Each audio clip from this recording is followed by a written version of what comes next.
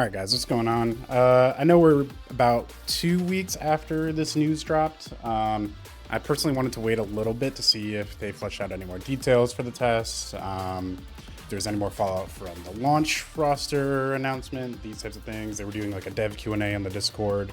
A few different reasons why I held off, but basically I kind of wanted to go over today what's new in Alpha Lab 2, the launch roster situation, kind of what my thoughts are on the news drop we got and what to expect coming into Alpha Lab 2 and moving forward. So let's just hop right into it. I think before we get into the details of like everything that's different in Alpha Lab 2, I think it would make a little more sense to just talk about the 10 champ thing. So I've been of the mindset for a long time that the champ roster was going to be, or the launch roster is going to be somewhere between 12 and 16. That's what I thought was like the sweet spot.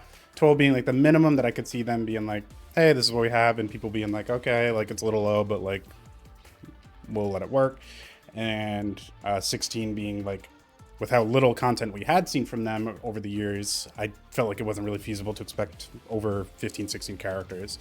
To the point that there was even multiple events where they had displays at like Evo Japan and Evo USA with like a bunch of X's under the screen that kind of looked like a champ select, and there was like 16 X's, and I was pushing this theory for a long time, like, hey, maybe we're gonna get 16, maybe that's like the dream. But if you go back in like the Tuco Discord, you'll see I've been saying for a long time that 12 is basically the minimum, and we didn't end up getting that. Now, I mean, on its face, like, I'm not gonna lie and say like that it's totally fine, it's a non-issue, and it's good news. Like, it's not. It's bad news. It's the worst news we've gotten about the game. And I'm disappointed by it. I mean, that's kind of the extent of it. But I do think there's also nuance to this topic. And I know I feel like I have to toe the line here because the Doomers get real sensitive about this, and they think any type of like caveating or nuance on this means you're like a total riot shill, and I don't think that's super valid. Basically, my position is like, hey, 10 champs is too few, right? Like, it's just too few, but like, there's nothing we can do about it. That's the reality of the situation. I don't think that many people are just not going to try the game because it's 10 champs. People may try it and fall off because there isn't a champ for them, or they're getting too annoyed that maybe they're not adjusting balance quickly enough and you're running into like the same champ or two nonstop. There's definitely like big negatives that could come from that. But I think between the quality of the champs, none of them seem like they were mailed in, and some of them are still changing since we've seen them, like Ari and Jinx. They've changed multiple times. So I think the characters have a good amount of either depth, or they, even in the more simple characters like Darius, like I think they match the characters like personality and their feeling from League pretty well. So I think in that front, like, it's, if you want to say it's like a quality over quantity thing, there's some merit to that. I still think you need to have like a certain floor, especially for a tag game, and I don't think they hit that. But that doesn't mean I think like the game will die. I just think it's like frustrating from the player perspective. And the other caveat is we don't know what post-launch champ releases look like. We don't know what the pace of that's going to be. So it's going to be a much different conversation if once the game launches, we're getting champs every month versus every 3 or 4 months, right? So I kind of want to hold off until we get a roadmap of that. Dragos did mention something in the Discord that they'd like to do a roadmap. They're just not sure basically when it's going to happen, but they want to do it similar to how Tekken does theirs. So that's all good news on that front. I'm going to hold off before I'm like, this is unacceptable and how could they do this? Riot has all this money, blah, blah, blah. Like, from my understanding is these champs, or the remaining champs, some of them have been done, or not done, but like some of them were further along than like Jinx was when they were tested by creators like in 2023 or something like that. So if that is true, I don't know if that's true or not. I've heard this. I can't verify any of that information. But if that's true, then we're saying, okay, did it take 2 years to finish Jinx and like just touch up these other champs, and like they have like maybe 2 others in the back burner that they're hoping to get out like later in the year? I kind of doubt that. I feel like they've probably been cooking up stuff for a while, and I'm not going to come out and say like, oh, I'm guaranteeing they're going to launch a champ every month, but I could see anywhere from every 2 to 3 months, maybe every 6 weeks to 2 months, somewhere in that range. on the high end. On the slow end, I think the slowest it could get away with is like every 3 months. You can't put out champs slower than Street Fighter 6 puts out fighters. Like that just, I don't think that's gonna fly. Especially for the first year or two. I'm hoping for the first year or two it's a little faster to fill out that core roster, and then they want to slow down to kind of work on more complicated champs as time goes on. And once there's like a better foundation, then I think that's totally fine. So that's kind of my mindset there. Like, let's just wait and see what this pace looks like. It is a bummer, but I mean, what are you gonna do? Let's just see how fast champs are coming out and kind of go from there. As for who I think will be the final three, I'm not gonna comment on any potential leaks or data mines or anything like that. I've heard some rumblings and stuff online. If you guys want to hunt stuff down and speculate, you can on your own. That's totally fine. So yeah, I'm gonna try to stay away from predictions. If you followed me here for a while, or if you know me from the Discord or whatever, you'll know Vikar's been a long time champ that I really want in the game. I don't think he'll get in, and if he does get in, it'll be a long time from now. That's my mindset. It's like my backup for him is Teemo. I would like a Yordle in the game. I think I've said Teemo since like this game was basically announced. Was basically a lock for this game. He's just too iconic, sells too much merch. He's good material for skins and skits and ads and whatever you want to do. So I'd put him in that mix. And I think the only other thing we know is I think creators have said there was an oppressive grappler in the past. So I've always heard Set and Blitzcrank as the two main grappler, what's the word I'm looking for? Like guesses that people had that they think best fit that. I think Blitz is kind of like, if I were to pick anyone from League to be a grappler, I think Blitz is who I would go with. So I would hope that that's the case. And I like robot characters, so that would also be cool. But other than that, I mean, dude, there's so many popular champs. They clearly put a large emphasis on champs being popular and having really cool kits and a lot of variety across archetypes. So maybe you get someone like a puppet character, like an Annie or a Kindred or something. Or maybe you get like a more of a traditional Shoto, like a Lee Sin or an Ezreal maybe. I could see something like that. I know there's a mural in the Tuco office that's been there for a long time with Jinx and Vi. I've always thought Vi is like, she's inevitable, basically. It's just a matter, is it launch or later? So, I don't know. There's a lot of options, but that's kind of where I'm at. And in terms of the changes, I mean, I don't know how much... You guys can check out this article. It goes through basically everything that's changing. I'll just kind of highlight some of the things that I think are most noteworthy to me. And then next week, hopefully I'm going to be in Alpha Lab 2 again. Please hope... I hope that the creator program helps me out there again. We'll see. Keep an eye on my socials for that. But assuming I get in, I'll be grinding through all that and diving deep into all these changes and seeing how they affect gameplay and everything. But there's a couple things I did want to hit on in this video. And the main one is going to be these new fuses. So Sidekick and Juggernaut. These are not what I wanted in the game. I kind of expected this to happen to some degree. I was just kind of hoping it wouldn't. Basically, Sidekick allows you to only control one champion and have your assist champion basically always stay as an assist champion. They're never going to come in.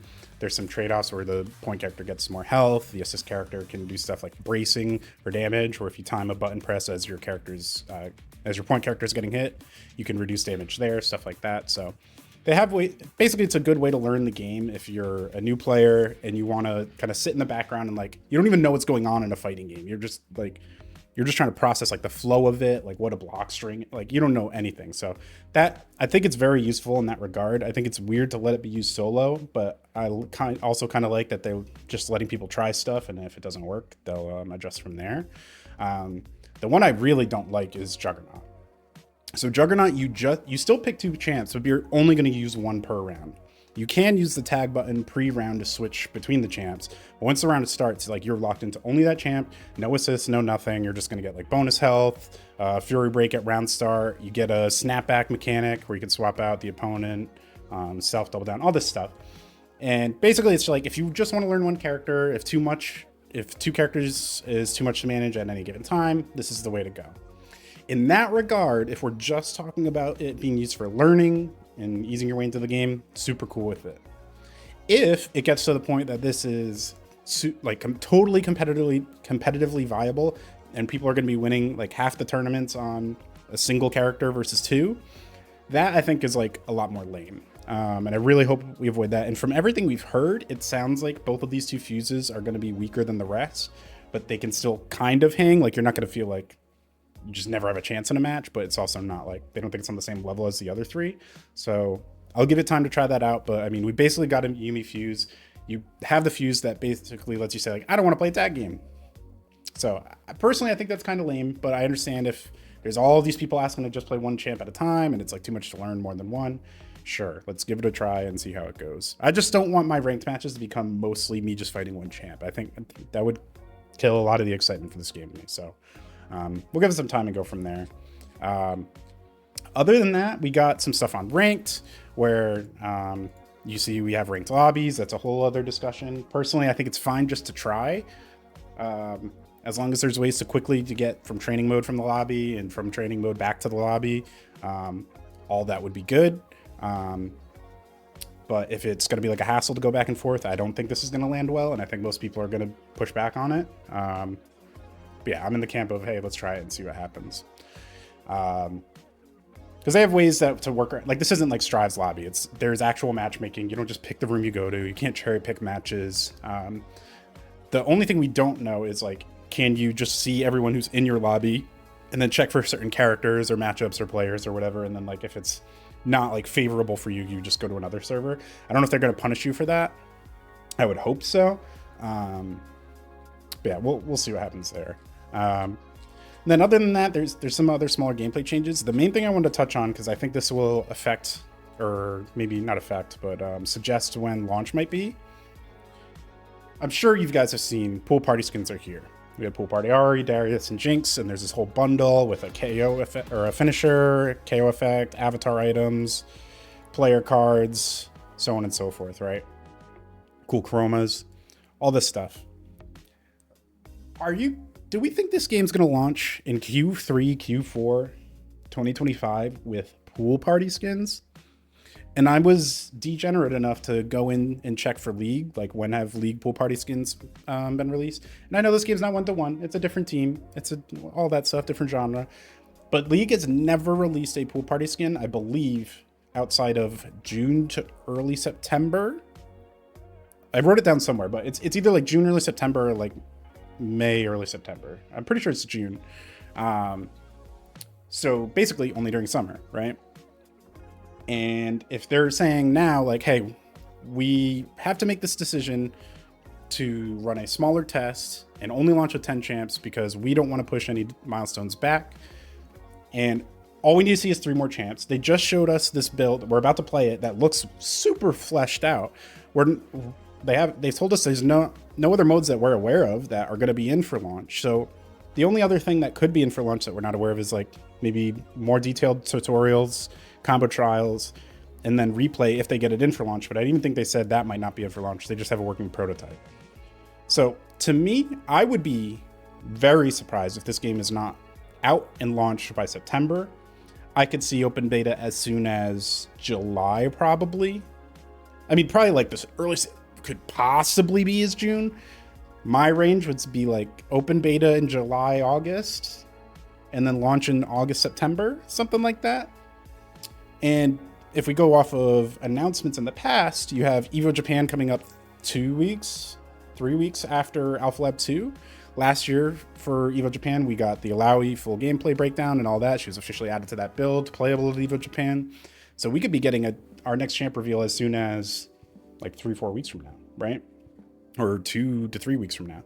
And from then, we're in summer, we're leading up to Evo. Whenever open beta's out, you announce one more character maybe, drop them there, and then at Evo or shortly after Evo, say like, hey, here's our final character in launch. It's coming up, whatever, in a week or two, or so on and so forth. Because I don't think this game's going to launch or announce its launch date like way in advance. I think it'll be pretty last minute. That's usually Riot's MO. But between the skin set, between the TFT Soul Fighter set in July, I believe Wild Rift is scheduled to get Soul Fighter skins soon.